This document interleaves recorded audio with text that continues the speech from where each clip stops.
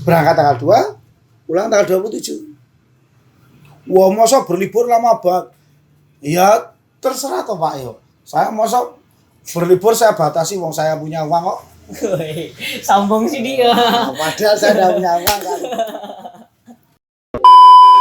Pak polisinya bilang gini, Mas, ini kota Semarang, bukan kota Jogja. Teman-temanku keluar datang itu nyari saya, ternyata dikira saya jatuh ke laut tuh. Ternyata di kamar mandi, kepala itu tak tempelin di toilet, tidak bisa bergerak ya itu. Istri saya, tepatnya ibunya Rian, itu terkena sakit.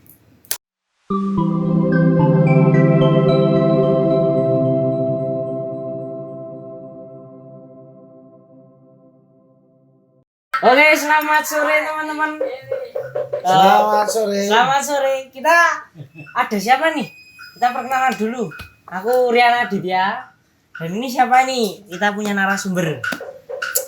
Saya Anjar Apriana Hermawan. Ya, beliau ini adalah ayah saya teman-teman. Nah, ini sebagai seorang ayah, gimana Anda mendidik anaknya biar bisa seperti ini, biar bisa seperti saya ini? Gimana? Apakah ada pengalaman, tips and trik gitu? Sebelum itu Anda itu siapa? Anda itu siapa dulu? Saya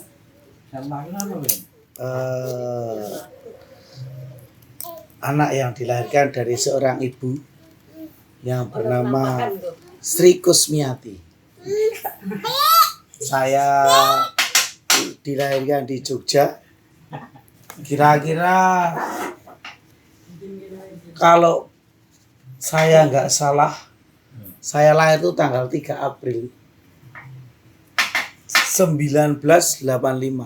Itu tepatnya pada malam hari jam 12 malam. Saya dibesarkan oleh seorang ibu dan bapak yang mempunyai cinta dan kasih sayang, sehingga sampai saat ini saya bisa menjadi seorang ayah. Dan itu yang akan saya terapkan untuk kedepannya dalam mendidik anak saya, yaitu dengan cinta, kasih, disiplin, dan jual.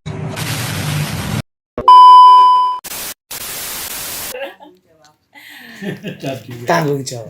Bertanggung jawab. Oke. Belum sudah kata-kata mutiara sudah keluar ya ini teman-teman. Ya. Sebelumnya Bapak punya pengalaman apa gitu? Jadi ketika Bapak masih muda gitu, apa yang udah dilakukan? Terus perjalanan hidupnya hingga bisa menjadi seperti sekarang ini. Kalau dikatakan Bapak itu perjalanan hidupnya sebagai orang baik juga tidak, sebagai orang jelek juga tidak. Karena masa muda adalah masa di mana kita berproses mencari jati diri. Itu lingkungan itu sangat berpengaruh bagi saya. Dulu di waktu muda saya banyak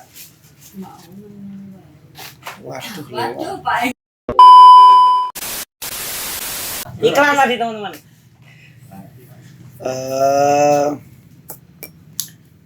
Banyak teman-teman yang saya kenal baik dan banyak belajar dari mereka, pengalaman hidup mereka. Saat itu cerita yang paling mengesankan di waktu saya sudah lulus sekolah, saya menikah dengan seorang yang dulu adalah teman sekolah dan akhirnya melahirkan seorang anak yang bernama Gabriel Rian ini. Itu dulu adalah juga termasuk salah satu anugerah dari Tuhan. Nah, saat itu saya memulai karir saya, perjalanan saya di Pasar Beringharjo. Setelah sekolah itu, saya belajar di situ dari ibu dan kakak saya, yang mungkin saat ini kakak saya sudah menjadi seorang insinyur. Bukan Insinyur.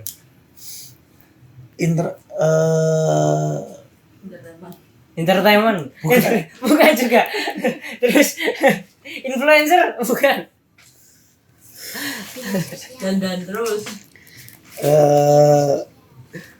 konsultan lah, Oh, istilah konsultan. Dan saat ini dia sukses. Saya bangga punya kakak-kakak yang hebat-hebat.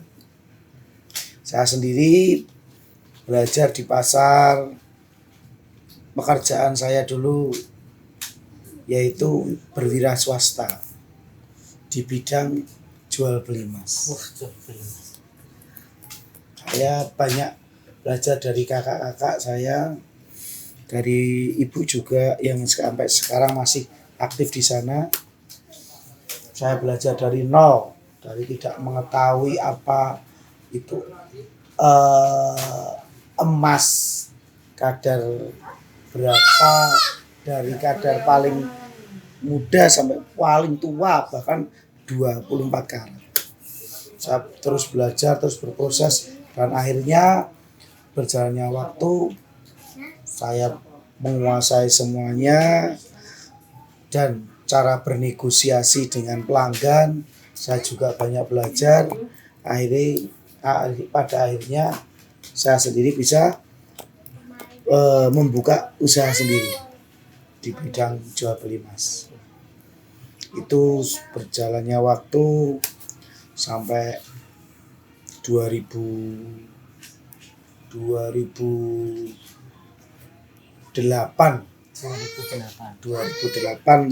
itu, saat itu saya masih di pasar. Saya minum sebentar. Boleh, silakan lo, nyantai aja di sini tuh. Suka duka sudah saya lewatkan bersama istri saya dulu di pasar. Dia bekerja di salah satu supermarket yang dulu namanya Mitra Swalayan. Di tengah perjalanan tahun 2008, istri saya, tepatnya ibunya Rian, itu terkena sakit. Sedih ini. Terkena sakit selama 14 hari. Dan di rumah sakit ternama di Jogja itu pun tidak bisa mengetahui apa sakitnya. Baru diketahui setelah masuk ICU itu sekitar 4 hari. 2 hari masuk ICU belum diketahui, dan sebelum meninggal itu, sebelum tutup usia, akhirnya diketahui bahwa dia mengidap penyakit meningitis, yaitu peradangan otak. Saat itu saya mulai belum terima kenyataan. Saya sempat lari ke yang hal-hal tidak boleh harusnya dilakukan, saya lakukan. Karena saya dulu belum bisa terima kenyataan. Tapi ya puji Tuhan dan alhamdulillah punya teman-teman yang baik teman-teman yang menguatkan, orang tua yang hebat-hebat, keluarga yang hebat, yang bisa menguatkan saya. Dan pada akhirnya biasanya teman-teman saya itu tidak pernah datang. Wah, terus Tapi kenapa setiap hari ada aja teman-teman saya datang ini. Teman-teman saya datang ngajak main, ngajak jalan-jalan. Itu hampir setiap minggu itu 3 kali ke pantai. 3 kali ke pantai. Wih, Itu tiap hari teman-teman datang. Saya juga bingung, tak tanya. Lah ngopo doan kok do teko iki? Kok iki bendino teko ning omahku iki. Ya ora apa-apa, dhewe kan kanca. Nah, itu teman-teman saya. Tapi di balik layar ternyata itu permintaan ibu saya. Jadi ibu saya itu mendatangi teman-teman saya agar saya tidak terbawa terus kesedihan. Karena tiap hari saya ada di makam. Saat itu saya setiap hari cuma duduk di makam dari pagi sampai sore. Nah, untuk menghilangkan rasa sedih, rasa kehilangan ibu saya, ibu yang hebat, bapak saya juga, saya menemui teman-teman supaya dia bisa menghibur saya. Dan akhirnya saya bisa terlepas dari kesedihan. Saya pun disekolahkan sama ibu saya untuk supaya tidak terlalu terkenang, terlalu ke bawah kesedihan. Karena makam itu dekat dengan rumah. Hampir buka pintu itu langsung makam. Akan teringat terus. Makanya saya dikirim sekolah kursus pelayaran 2009 itu.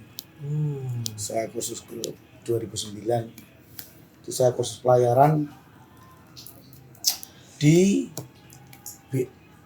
BLPT Semarang sama di Pertamina Rawamangun.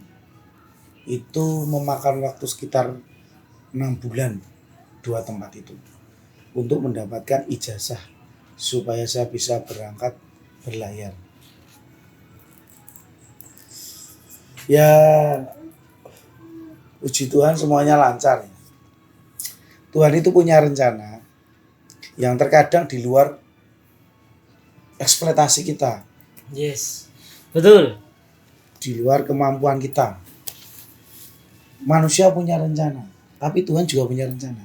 Dan pasti yang terjadi rencana Tuhan. Iya. Itu salah satu kilas balik kehidupan saya. Nah, ini mau dilanjut? Oh, mau dilanjut. Oh ya. Nah, tadi kan sudah pelayaran nih. Kira-kira pelayarannya kemana aja? Apakah keliling Indonesia atau keluar negeri bahkan? Saat itu sebelum berangkat ke pelayaran, saya sempat pergi. Ada cerita lucu sebenarnya. Gimana? Cerita lucunya gimana? Saat itu saya mencari buku pelaut. Waduh, mencari buku pelaut. Ya, karena pelayaran itu salah satunya syaratnya harus ada buku pelaut, paspor. Karena saya pelayaran luar negeri. Pelayaran saat itu namanya PT-nya itu Tropical Shipping, itu berada di Singapura. Nah, itu saya itu berangkat sama teman saya naik sepeda motor. Salah satu teman saya yang juga teman baik ini, namanya Mas Diki Andika. Saat ini dia juga selain menjadi prajurit keraton, Ya. dia juga bekerja di Madukismo. Saya berangkat berdua, entah di tempat tujuan saya itu saat itu di Tanjung Mas, Pelabuhan Tanjung Mas. Ya. Karena yang buat buku pelaut di sana, Pelabuhan Tanjung Mas. Dan saya belum pernah ke Semarang saat itu. Saya nekat naik motor berdua. Kami belum pernah ke Semarang. Berapa jam itu naik motor berdua itu? Itu kira-kira hampir 4 jam. Hampir 4 jam. Hampir 4 jam. Nah, di tengah perjalanan itu Yang bikin lucu itu karena saya belum pernah masuk kota Semarang. Saya kena tilang. Padahal saya tuh uang saya pas saat itu mau untuk buat buku pelaut itu sekitar 300.000. Saya bawa uang cuma 400.000 saat itu. 400.000 saya bawa. Nah, untuk beli bensin, untuk beli makan, masuk kota Semarang. Kalau di Jogja itu, Ya.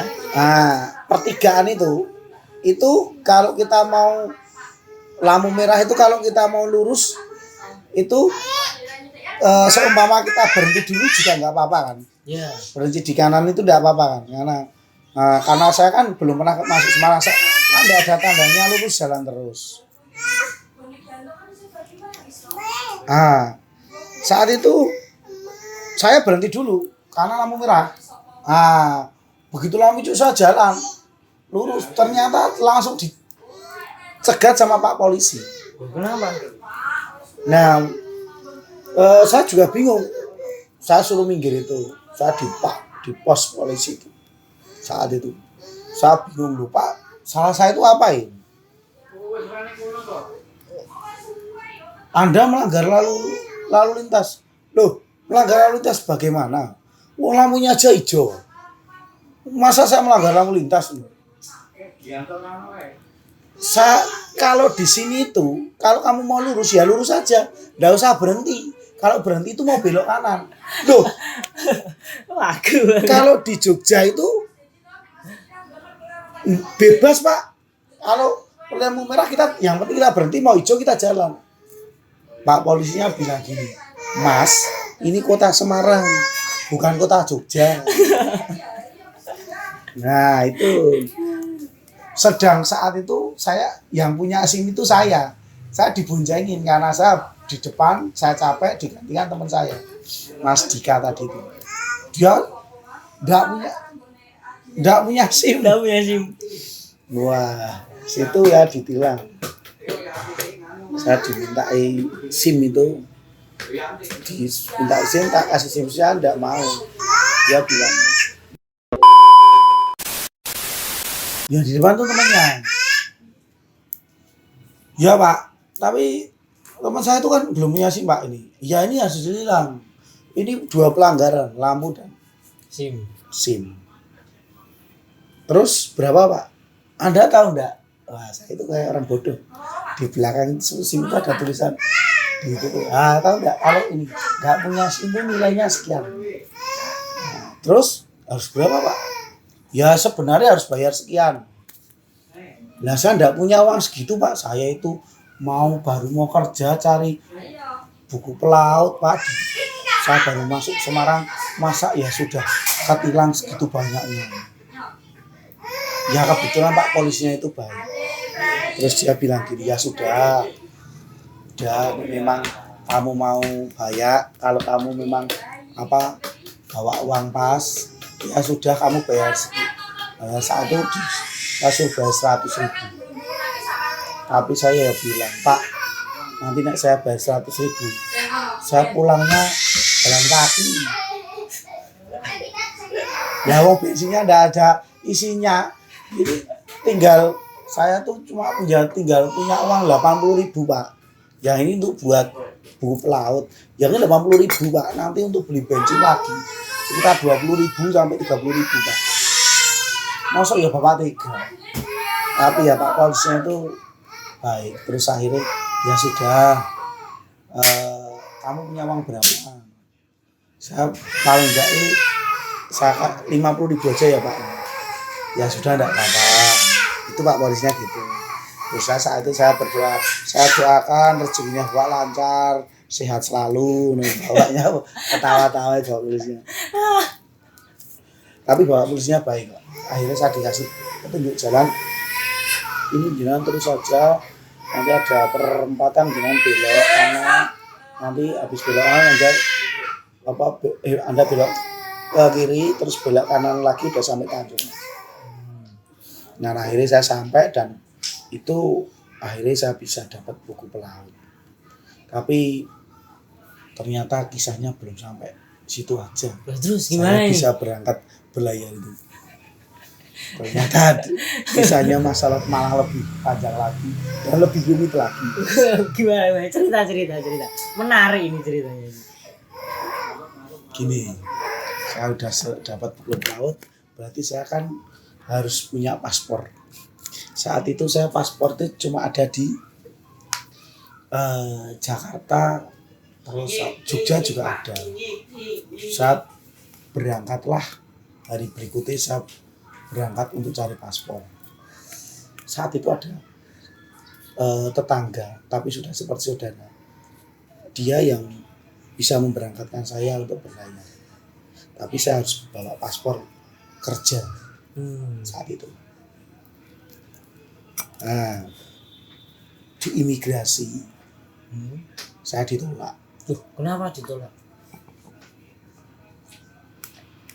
Karena gini,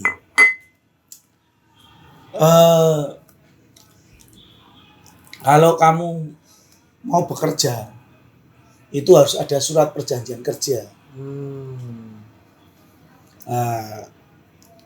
Jadi surat perjanjian kerja dari perusahaan Singapura by fax, dikirim by fax, baru diajukan, nanti baru bisa dapat paspor kerja. Sedang perusahaan sana tidak mau ribet, mereka tidak mau ngeluarin. Saya saat diwawancara itu saya tidak boleh. Saya bisanya pakai paspor wisata. Saya tanya, lah kalau paspor wisata itu syaratnya apa aja? Harus ada tiket pulang balik. Tiket berangkat sama tiket balik. Wah, saya bingung. Duh, gimana ya? Uang saya bayar untuk beli tiket pulang balik nggak ada. Saat itu sekolah aja sudah hampir habis sekitar 15 sampai 20 jutaan saat itu. Saya bingung. Jadi saya ya berdoa sama Tuhan. Itu tuh saya kasih jalan Tuhan supaya saya itu bisa berangkat berlayar. Ya Tuhan tuh akhirnya dijawablah doa saya. Jawabannya dari saudara saya membawa itu. Ditelepon saya di rumah. Kok belum jadi berangkat ya? Ya saya tidak bisa dapat paspor kerja. Lah terus bisanya paspor wisata. Lah di paspor wisata itu harus ada tiket pulang balik. Ya sudahlah, buat aja paspor wisata, dia bilang gitu. Pokoknya bagaimanapun caranya kamu harus bisa sampai Singapura. Karena nanti kalau kamu nggak segera sampai sana, ruang itu akan diisi orang lain. Dia bilang gitu. Berarti saya harus ke sana. Iya, ke sana. Wah, 3 hari kemudian balik lagi saya ke Pak Imigrasi. Wah, pesnya lagi. Ketemu orangnya yang wawancara itu lagi. Waduh. Wes. Ayo sampai pusing, aduh.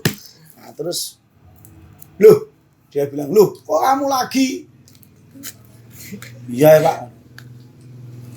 Sekarang kamu mau apa? Saya mau buat paspor, Pak. Saya mau buat paspor wisata. Loh, bukan kamu mau kerja tuh kemarin? Nggak jadi, saya mau berlibur, Pak. Karena saya tahu berarti paspor wisata itu harus ada tiket pulang balik. Saya sudah nyiapin tiket berangkat, saya booking tiket balik. Saya berangkat tanggal 2, pulang tanggal 27. Ya sebenarnya agak-agak kurang baik juga karena rodo ngapusi sithik lah. Iya, wis ra apa.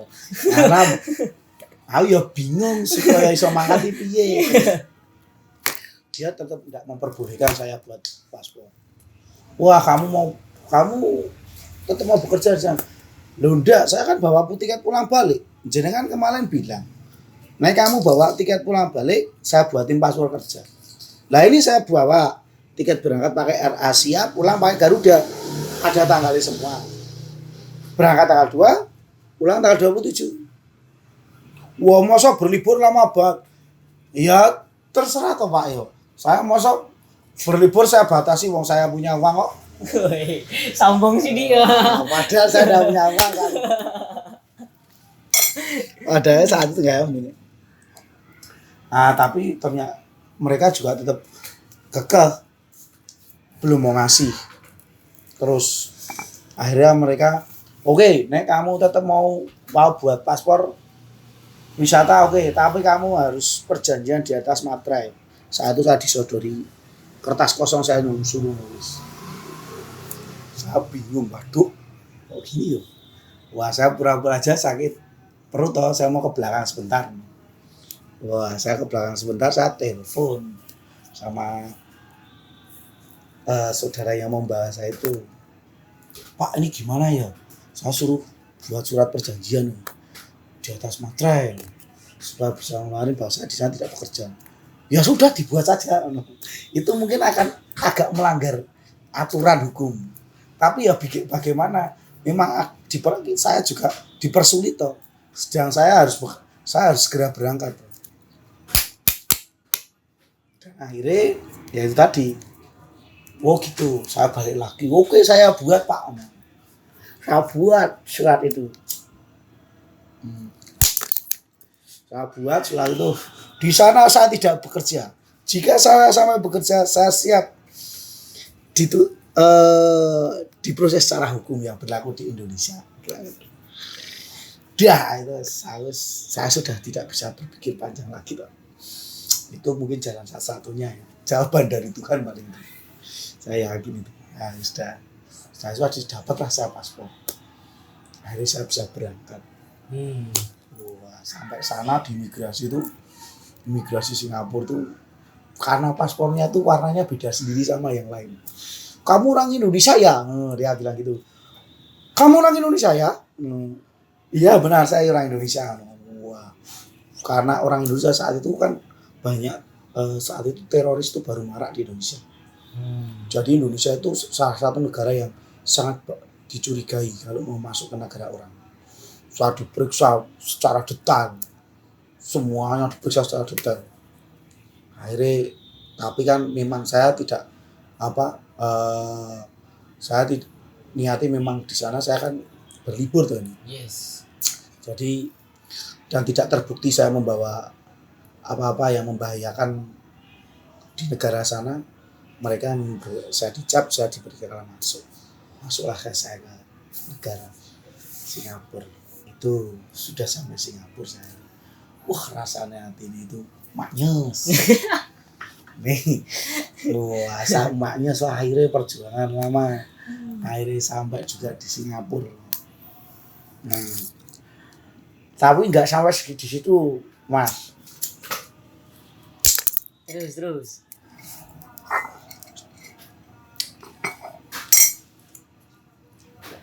Saya bingung. Saya padahal pulsa saya kan dulu nggak ada namanya WA itu. Iya. Zaman dulu masih adanya pulsa. Zaman dulu saya pakai nomor simpati. Sampai sana,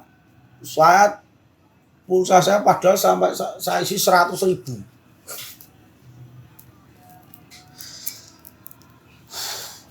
Saya bingung. Waduh, saya udah sampai gimana ya? Saat telepon gak diangkat-angkat. Akhirnya saya ditelepon sama dari pihak perusahaan. Saya ditelepon itu, halo. Saat itu yang jemput saya itu uncle. Jadi memang dia salah satu agen yang khusus menjemput kalau yang mau naik kapal. Dia agen dari perusahaan yang untuk menjemput dan mengantar orang yang mau naik kapal. Saya ditelepon sama uncle itu. Saya dibilang di gate berapa, saya bingung. Wah, gate berapa ya? Saya bingung keluar karena di Changi Airport itu bandaranya kan besar itu. Beda dengan Jakarta kan. Wah, besar banget, saya bingung lagi di gate. Setahu saya bilang, saya di dekat tulisan McDonald. McDonald akeh ya masalah. Nah, saya cuma itu yang saya tahu. Ternyata itu uncle itu ada di belakang.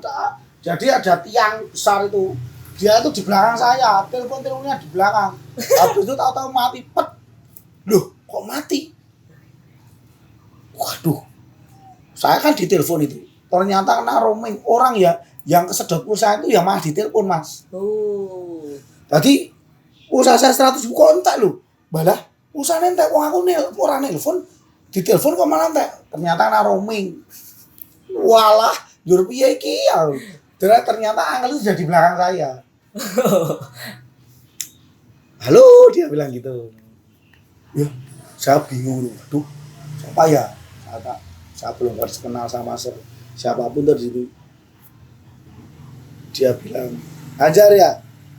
Indonesia? Jawa? Ya bener lah. Waduh. Tebak-tebakan. Wah bener. Langsung saya itu Angkel bilang, ayo. Dia sudah pinter bahasa Indonesia tuh. Angkel itu. Yuk, kita langsung aja ke nganu dulu. Pertama kita ke perusahaan dulu. Habis itu nanti kamu saya antar ke kapal. Oh iya, oke, Angkel.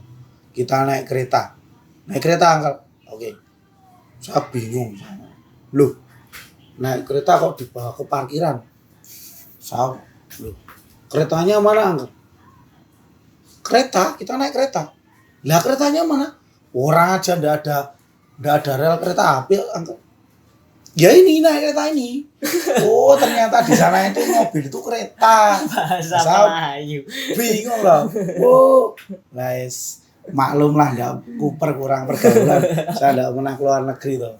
Ternyata itu kereta itu masuknya kereta itu mobil. Kendaraan walah. Nah, jadi saya berangkatlah sama Angkel itu. Kalau orangnya baik Angkel itu. Saya dibawa ke perusahaan.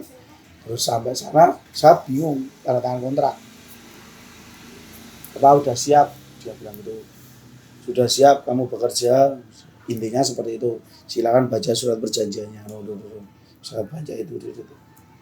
Oke. Saya bisa lihat gajinya. Hah? Gajinya $350 $350 dipotong uang makan $120. Berarti per bulan gaji saya cuma $230. Itu gajinya di Indonesia kan Singapura kan 7.000. Jadi saat itu gajinya sekitar 1.600.000 1.700.000. Waduh, mosok tekan luar negeri gajinya wis sakmono. Tenan ra iki ya. Saya udah mikir tapi ya sudah lah. Saya udah terlanjur tuh.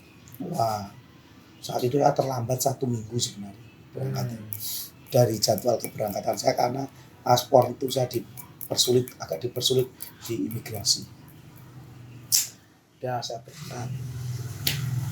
Saya udah tanda tangan kontrak MOU. Setelah itu saya berangkatlah diantarlah ke kapal, ketemu Cap. Di sana itu ada 14 kru di kapal itu. Sudah termasuk kapten, KKM itu kapal kamar mesin, chip, second sama APK. Itu totalnya ada 14. Sama termasuk saya. Ini aneh saya sampai sana saya langsung down itu sampai sana sebenarnya. Kenapa langsung down? Saya langsung ketemu kapten itu orang Sanger. Sanger itu pulau yang dekat dengan Sulawesi. Orang Indonesia juga berarti? Orang Indonesia. Yang orang luar itu cuma Thailand. Itu chip saya itu. Orang Thailand 1. Nah, terus chip engineer itu orang Thailand sama yang teman saya saudara itu yang bawa itu dari Klaten itu orang Jawa itu. Itu orang Jawa itu dia sudah kepala kamar mesin dia. Jadul tinggi jasa. Atasan saya itu. Saya ketemu kapten. Kapten tanya, gimana perjalanannya? Baik Cap. Saya juga bingung. Orang saya itu tidak pernah naik kendaraan. Saya orang yang naik kendaraan itu nggak kuat mabuan. Oh ya kerja di kapal. Saya sudah mikir itu. Waduh, kini orang tahu numpak kendaraan umum, numpak BC mabuk, kok ya numpak kapal. Saya juga bingung sampai situ. Tapi ya setelah tetap jak jalan. Saya tanya sama kapten, Cap, saya sekarang di bagian mana ya, Cap? Kapten menjawab, kamu di koki. Wah, koki, Cap? Walah, wah jangan bercanda, Cap. Yo, saya tidak pernah bercanda. Kamu di koki. Lah duh, lah kan saya posisinya di mesin, Cap. Saya oiler. Di mesin, Cap. Mesin sudah penuh, kamu terlambat 1 minggu. Yang ada cuma koki. Sama siapa? Cap di situ sendiri. Waduh, itu yang masak ya kamu sendiri. Loh, kepala masaknya ya kamu sendiri. Loh, wadah saat itu saya jangankan masak, saya tuh basicnya aja saya belum nggak bisa, nggak punya sama sekali basic masak ini. Kok suruh masak aneh-aneh, goreng telur aja saya tidak bisa. Saya sudah bingung, waduh iya yo, nek aku Bali aku isin wis tekan Singapura wis ngetok duit oke. Ning nek ramang nek tak lakukan terus kok yo aku ora iso masak, bingung. Wah itu batin saya itu masih bimbang itu antara ya dan tidak. Kapten bilang sebelum terlambat, nek kamu mau turun enggak apa-apa turun, tak suruh nganter kamu balik ke apa Jawa. Jawanya mah Jogja ya, ya tak suruh balik ke Jogja lah. Saya tak pikir lagi, saya bingung. Tapi tak pikir wah sudah sampai sini udah terlanjur basah, ibarat orang apa terjun berenang wis basah kuyup tuh. Hujan-hujanan sudah kelebus setanggung sah. Oke ya, saya jadi koki. Wah, Modal nekat. modal nekat. Bener. Modal nekat. Waduh. Terus ditanya kamu bisa masak apa? Belum bisa masak semua kayak Pak. Kaptennya wah, waduh iki njur. Terus gimana ini makanya? Ya kan saya nggak punya basic masak, Cap. Tahunya saya di mesin, Cap. Dan bilang, ya sudah enggak apa-apa. Coba.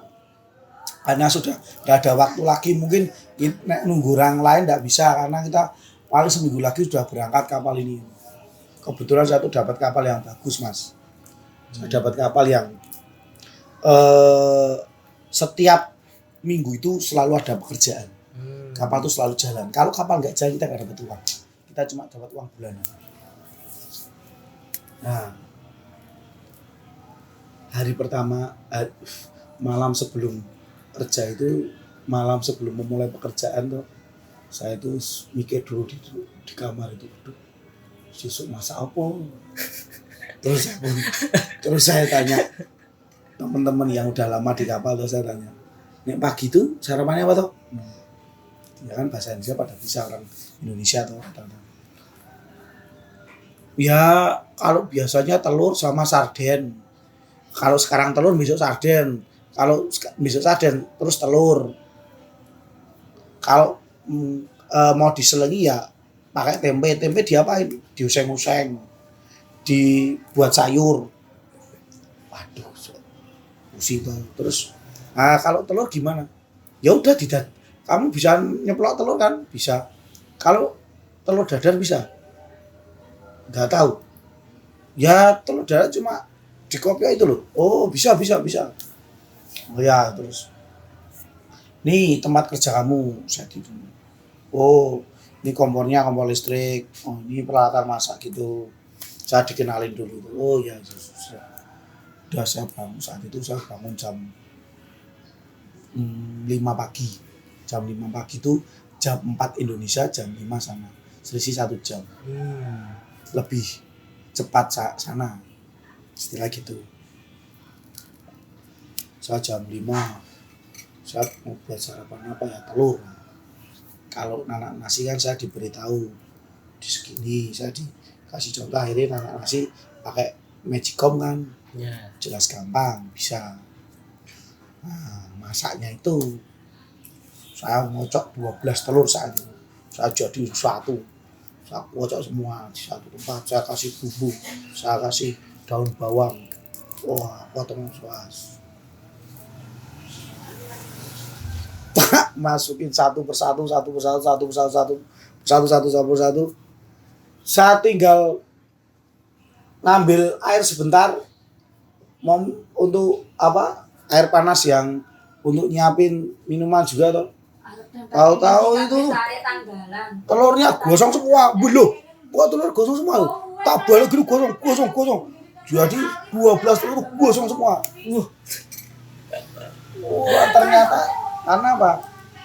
Kompor itu kompor listrik. Kompor listrik itu udah bisa diatur panasnya. Semakin lama kan semakin panas terus. Makanya gosong semua itu Mas. Terus gak makan berarti. Pagi itu nggak makan. Kapten turun itu, waduh, makan amarah nih aku. Pagi baru udah kena amarah kapten. Gimana ini? Kalau manggil aku apa cook, salah satu dari Thailand itu manggil aku cook. Gimana cook sarapan? Gosong semua. Cip, aku bilang gitu. Wah, kamu nggak bisa kerja, dia bilang gitu. Nah, kapten turun. Gimana, Jan? Waduh, Cap, gosong semua telurnya. Wah, makan Indomie lagi. Akhirnya makanlah Indomie. Saya masih dapat toleransi. Karena saat itu memang mereka tahu kalau saya tidak bisa masak. Sama Cip itu saya dikasih buku. Nih buku masakan. Kamu belajar dari buku itu, dibaca tuh buku. Siap Cip. Dari Cip Thailand itu siap Cip. Baca gimana membaca, tak baca ya tetap bingung ya. Enggak pernah masak atau belum pernah punya basic masak. Siang hari itu kalau siang itu menunya antara ikan sama ayam. Kalau siang ikan ya malam ayam. Kalau siang ayam malam ikan. Nah gitu terus sama sayurnya kangkung. Pokoknya sayur hari awal itu pokoknya 3 hari itu biasanya sayur yang cepat basi toh kan cepat rusak itu ya itu yang dimasak dulu seperti kayak bayam, kangkung itu dimasak dulu. Saya masak kangkung itu udah ada rasanya. Wah, masak ayam dalamnya masih ada apa darahnya. Wah, saat itu sampai 3 hari itu kira-kira. Nah gitu terus makanan cuma dibuang. Saya bingung, wah gimana itu kapten sudah marah-marah terus nggak pernah makan enak, makannya cuma mie instan terus, nggak bisa makan, nggak ada rasanya. Saya bingung tapi akhirnya ya ada Cip yang baik saat itu Cip dari Manado. Dia sebenarnya dia di deck, jadi di bagian atas nahkoda. Dia itu mengurusi bagian atas. Karena saya dapur, saya itu masuk ke nahkoda, masuk deck. Jadi termasuk bagiannya dia. Tapi dia orangnya yang baik. Dia turun, akhirnya itu nemuin saya. Gini, ada kabar gembira. Kabar gembiranya apa, Cip? Kabar gembiranya 1 bulan saya akan menemani kamu di dapur. Wah, itu kabar yang gak baiknya sih. Kalau 1 bulan itu kamu tetap gak bisa masak, ya sudah kamu pulang. Waduh, itu jadi hampir 1 bulan itu setiap hari pagi itu saya di malam itu sebelum buat sarapan saya suruh ngerebus telur dulu. Direbus telurnya. Pagi itu dibuka dikupas. Habis itu dimasak balado. Beritahu cara bumbu-bumbunya. Ini bumbunya pagi itu masak balado telur. Nek sarden kan enak, gampang, paling mudah sarden itu. Tinggal motong beberapa bagian bumbu-bumbu, habis itu campur sarden selesai. Terus makan telur itu di balado itu diberitahu. Dan hebatnya lagi dia merasakan masakan tanpa harus dicipin.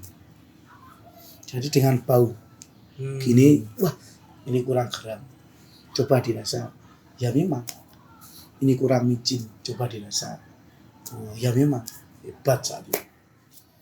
Wah, berjalannya waktu akhirnya hampir 1 minggu, hampir 2 minggu itu, sekitar hampir 2 minggu itu saya terus sama dia diajarin masak Indonesia, masakan asli Manado, bahkan masakan seafood Cina, masakan Chinese saja saya diajarin sama dia. Dan akhirnya puji Tuhan, alhamdulillah saya bisa masak. Keren. Terus kan itu waktu masa itu mesti jalan kan kapal.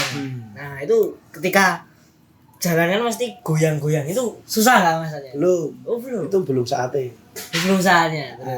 Itu mulai berjalan itu ternyata hampir 2 minggu saya kapal itu masih belum jalan. Nah, terus kantor pusat nelpon.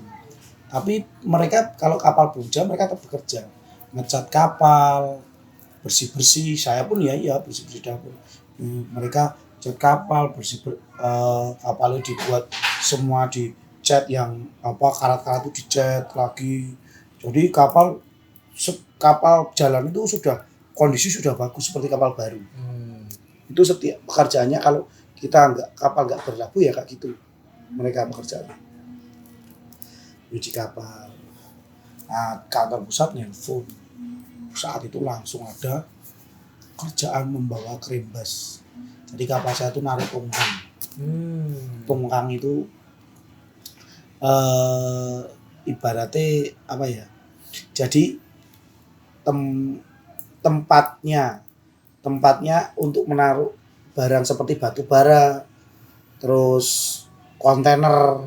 Nah itu kita tarik, kita ada namanya tempat tongkang untuk yang ditarik kapal kita itu gitu. Nah saat itu yang ditarik bukan batu bara, kita biasanya ngambilnya batu bara, tapi ternyata dapat job ngantar ke Lahat Datuk. Saat itu pekerjaan pertama itu Lahat Datuk itu Kalimantan, Sulawesi. Itu di atas itu kan Kalimantan ada gini tuh. Ada Malaysia. Itu Malaysia. Itu ada begini nih kayak pulau Sulawesi, ini pulau Kalimantan. Nah, pas di tekuan sini itu di Malaysia Timur. Perjalanan itu memakan waktu pulang balik itu 25 hari. Nah, karena semakin lama waktunya akan semakin banyak uangnya. Itu saya suruh belanja untuk kebutuhan berangkat sekitar untuk 10 sampai 15 hari berangkat. Pokoknya saya dikasih uang, saya suruh berangkat belanja. Saya kan belum pernah belanja, saya bingung belanjanya di mana ya pasarnya. Terus teman saya itu yang namanya Freddy itu yuk tak antar yuk, dulu kan dia bekas koki juga, pernah jadi koki kapal. Yuk tak antar belanja di sana murah-murah tempatnya, sana murah-murah, tempat ikan, tempat sayur udah ada di situ lengkap dan tempatnya bersih. Jadi Singapura itu negara paling tertib hukum, paling bersih, karena kan di negara kecil mudah diatur ya. Misalnya seumpama motor ditinggal 1 minggu di jalan itu ada kunci nggak bakal hilang, karena negaranya memang orang-orangnya takut hukum. Di mana-mana CCTV, nggak bisa orang berbuat seenaknya. Merokok aja nggak boleh kamu jalan-jalan merokok.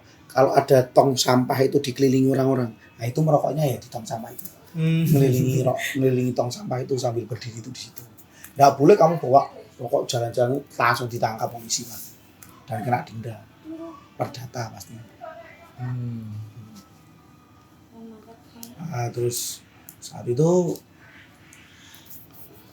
saya belanja pertama akhirnya bisa tahu tempat-tempatnya dan ready, akhirnya sudah ready semua dan akhirnya waktunya tiba, jalanlah kapal. Hari pertama jalan itu ombak masih tenang, kita wah saat itu bulan sebenarnya itu musim ombak, tapi saat itu memang belum waktunya, belum masuk Laut Cina Selatan. Kami lewati Laut Cina Selatan, ombak paling besar itu di Laut Cina Selatan. Perjalanan itu menyenangkan. Di samping itu lumba-lumba itu, dolphin itu di samping-samping kapal itu. Kita kapal jalan, mereka ada di samping-samping kita, ngikuti kapal yang jalan. Wah, pemandangan asik sekali saat itu. Jalan. Wah, itu sekitar perjalanan 5 hari. 5 hari sebelum masuk Laut Cina Selatan. Wah, begitu masuk Laut Cina Selatan, goncang ombak 5 meter dari depan 10 meter, dari samping 5 meter. Kapal tuh bisa begini. Saya baru masa gini langsung wajah itu terlempar. Wah, masanya tumpah semua. Wah, saya lari kemana? Itu yang saya tuju, Mas. Kemana? Toilet. Nah, udah. Kepala saya itu saya masukin ke lubang toilet itu. Saya udah mabuk laut saya. Wah, sakitnya minta ampun mabuk laut. Gak bisa berdiri. Keluar tuh cuma nggak dari mulut, dari hidung keluar. Wah, dia sakit sekali itu. Wah, diguncang ombak itu. Wah, saya udah apa? Pak, biarin dapur tuh hancur dapur tuh. Wah, hancur setengah mati tuh, lempar semua itu. Terlempar semua terus. Wah, tuh teman-temanku keluar datang itu nyari saya, ternyata dikira saya jatuh ke laut tuh. Ternyata di kamar mandi kepala itu tak tempelin di toilet, tidak bisa bergerak ya itu. Wah, sama teman saya digotong itu, jatuhin ke tempat tidur. Tak terbaring, nggak bisa makan, nggak bisa bangun. Padahal itu perjalanan Laut Cina Selatan lama itu, Mas. Iya. Hampir 5 sampai 6 hari. 2 hari saya nggak bisa bangun. Teman-temanku nggak bisa makan cuma mie instan. Marah-marah temanku. Gimana saya tuh sampai temanku itu masak nasi sendiri kok. Saya itu dibawain kentang sama temanku. Baru masuk ini keluar lagi. Kayak orang pingsan tuh. Wah, nggak bisa bangun. 2 hari itu nggak bisa bangun, nggak bisa apa-apa. Saya kira udah mati di situ. Wah, mati nih Cah. Saya pasrah saya. Di sana itu ibaratnya ya kita lebih dekat dengan Tuhan, karena kan sering berdoa. Di rumah tidak pernah berdoa, di sana berdoa. Tiap pagi, siang, malam berdoa, malah lebih dekat dengan Tuhan. Akhirnya hari ketiga, kapten turun datang ke kamar saya. Kapten bilang, kamu bisa mati kalau kayak gini. Nanti kalau sudah sampai Malaysia, saya tak merapat. Kalau kamu nggak bisa bangun, saya kirim kamu ke Indonesia, saya kirim kamu ke Jawa. Daripada kamu mati di kapal, saya teleponkan satelit nanti biar dijemput. Saya ikut aja, terserah. Saya nggak bisa ngomong, nggak bisa ngomong aja susah, karena air tuh masuk aja, tetes saja udah mau keluar lagi, habis cairan, lemes. Saat itu ada Cip Thailand yang pertama nggak suka sama saya itu. Dulu dia saya kira tuh dia benci sama saya, tapi ternyata enggak. Dia datang ke kamar itu, terus dia ngasih obat, Kuk, dia manggil saya Kuk. saya kasih obatku, ini harus kamu makan. Kamu harus makan 1 sendok aja nasi atau apalah terserah. Yang penting kamu makan 1 sendok aja. Setelah itu kamu minum obat ini. Banyak kecil mas, gini. Kalau kamu sampai dengan obat ini kamu tetap nggak bisa, ya kamu tetap harus pulang. Mati kalau kamu harus pulang. Oh iya, ya Cip, makasih ya bilang. Sama temanku direbusin kentang. Baik. Direbusin kentang, saya makan kentang, saya paksa, habis itu saya makan, suruh tidur 1 jam. Tidur 1 jam nanti setelah itu bangun. Saya makan, saya kasih obat, saya tidur 1 jam. Kapal itu masuk goyang terus, saya itu tidur aja pegangan. Kapal itu goyang terus sana. Wah ternyata hebat obat itu. Begitu 1 jam saya bangun tuh kayak orang sehat. Saya bisa berdiri tuh, saya lihat itu kayak nggak ada ombak. Saya jalan ke sana kemari. Akhirnya perut itu terasa lapar. Temanku sudah masak nasi tuh, terus saya masak nasi. Saya juga goreng telur tuh, saya makan isi perutnya. Jadi kalau secara kedokteran, secara ilmiah itu orang mabuk itu sebenarnya kalau perut kita kosong, kita digoncang-goncang, goncang sini, perut kembung, masuk angin, dan itu yang bikin kita muntah. Tapi kalau perut kita itu isi, perut digoncang-goncang, itu nggak bakal mabuk mas. Tuh. Nah, saat itu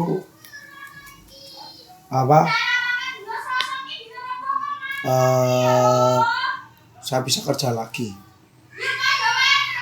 Saya kerja lagi sampai akhirnya setiap mau kerja saya makan dulu itu obat itu. Tidur 1 jam, bangun saya kerja. Wah, kamu udah karena kapten senang bisa mau, kamu udah usah kembali. Kamu berarti bisa, nggak usah pulang ke Jawa. Udah kamu bisa kerja. Akhirnya saya bisa melewatkan sampai Laut Cina Selatan itu berakhir. Dan akhirnya sampai ke Laut Datuk. Di situ saya sudah kapal singgah di situ selama 2 hari. Antar itu saya singgah selama itu sekalian saya belanja di situ di pasar di Malaysia Timur itu. Di sana miris lihat anak-anak kecil-kecil itu sudah